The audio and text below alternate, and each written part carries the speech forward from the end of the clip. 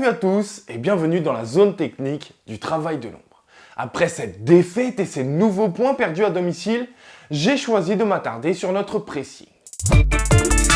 Que de difficultés face au 15e de Ligue 1. Mais alors la défaillance de notre pressing était assez incroyable à observer. Regardez ici, on est à la 9e minute de jeu. Dès l'instant que le joueur clermontois ne trouve pas cette passe pour se relancer, il permet à Gerson de combler son retard et se retrouve donc en difficulté et sous pression. Conséquence, la passe suivante ne sera pas précise et Clermont recule encore un peu plus, subissant la pression marseillaise. Pourtant, à l'image du retard de Gerson au départ de cette séquence, c'est cette fois Lirola qui le sera sur son joueur. Petit retard, mais grande différence, puisque grâce à cela, Clermont se remet totalement dans le sens du jeu et en 2 passes, parvient à nous éliminer pas moins de 5 joueurs. Revenons en arrière pour observer une nouvelle fois que le retard de Gerson sera sans conséquence uniquement grâce au mauvais choix de l'adversaire. Et pour observer Lirola. Donc au départ il va se replacer, vouloir suivre cet adversaire, mais voyant le pressing se mettre en place, il va opter pour celui-ci. Ce qui est une très bonne décision. Mais il sera assez hésitant et vous le voyez notamment avec ce dernier regard jeté ici.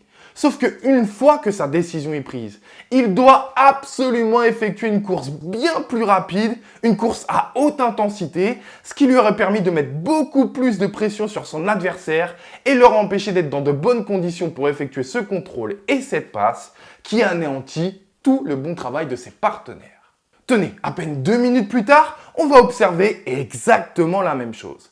La pression que l'on parviendra à mettre, notamment grâce à Rongier, va forcer une nouvelle fois l'adversaire à reculer dans ses propres 20 mètres. Sauf qu'encore une fois, en une seule passe, tout le bon travail réalisé tombe à l'eau à cause un seul joueur qui accuse du retard sur son vis-à-vis. En l'occurrence ici, comme en début de séquence précédente, ce sera Gerson.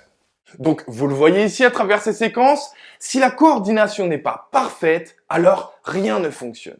Si 10 joueurs sont dans l'esprit et dans les temps, mais que le 11e lui accuse ne serait-ce que quelques secondes de retard, alors tout est anéanti.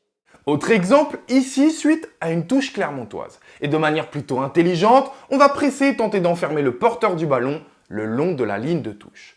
On peut voir Guendouzi sur le porteur du ballon, Gerson cette fois effectuer la bonne course pour être le plus près possible de son vis-à-vis, Milik bien positionné pour couper un maximum de lignes de passe, et Payet qui va couper également cette solution.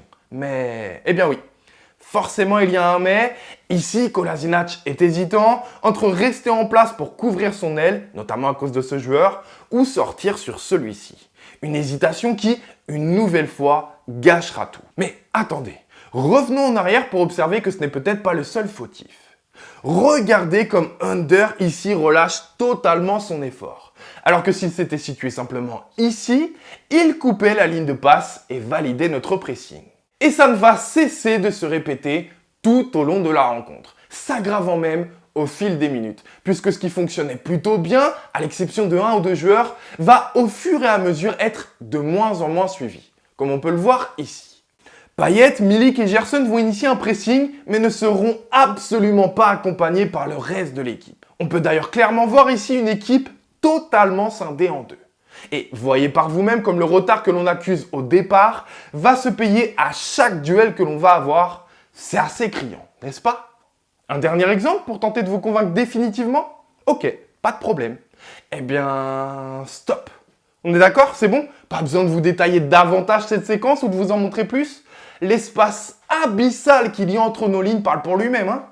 Tout simplement incroyable. Nombreux sont les problèmes que j'aurais pu évoquer après cette rencontre. Mais ce pressing qui n'a quasi jamais fonctionné et qui, au fil des minutes, n'a fait que s'aggraver, témoigne, je trouve, parfaitement de nos soucis collectifs et de notre manque de lion. Voilà, je vous donne rendez-vous très vite sur le travail de l'ombre et allez l'OM.